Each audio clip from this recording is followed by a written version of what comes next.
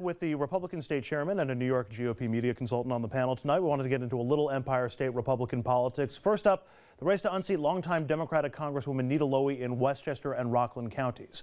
Rye-Town Supervisor Joe Carvin, who is very conveniently represented by Bill O'Reilly, faces a primary challenge from Jim Russell. Now, if you're a longtime RFL viewer and the name Jim Russell sounds familiar, it should. He's the guy who wrote extensively about racial separation a few years back, and when he appeared on RFL to talk about it, he would not retract his writings, leading to exchanges like these with our own Richard French. Your own party condemned you as a kook and a racist. That's because of the pressure that's being brought on them by outside forces, and it's unfortunate they succumb to it. But okay, but wait, I want you to. We have an economy in crisis today. You do have an economy, but nobody wants to have an idea that somebody wearing a white sheet or that could be an anti-Semite would be the person running their district. There's no grounds for that, and you're just repeating things. I don't know where you're digging it up. I'll tell you exactly what I'm getting. From your own words. So you're telling me if I got a white kid in a school, my son or daughter, you don't think that they should be dealing with blacks, Jews, Hispanics, or anything else? No, Richard. We want each group to have a sense of its own heritage and its own culture as they're growing up. It's important to understand your own background before you can appreciate other people's backgrounds, and that is the gist of my essay. And this is normally the part where we would say we reached out to the Russell campaign for their comment, but since they sued us at some point, we decided not to go ahead and do that.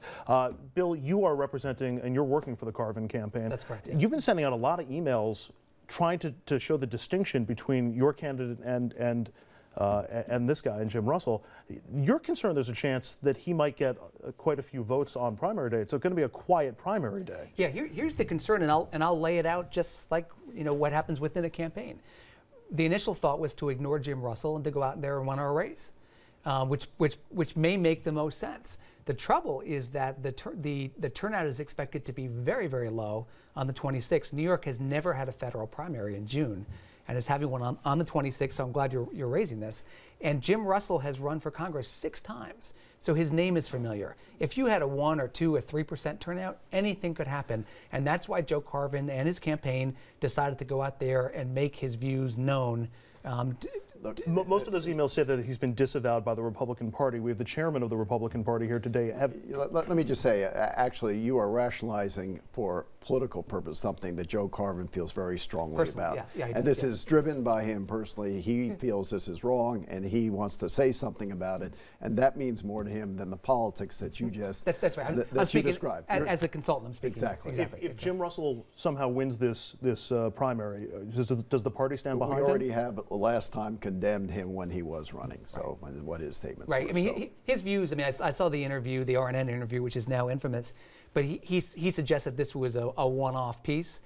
Mr. Russell's been talking about these type of things for years. He was on the Phil Donahue show in the 90s, with white separatists. He's got a long history here. Well, you call the RNN interview infamous, so you can come back anytime you want.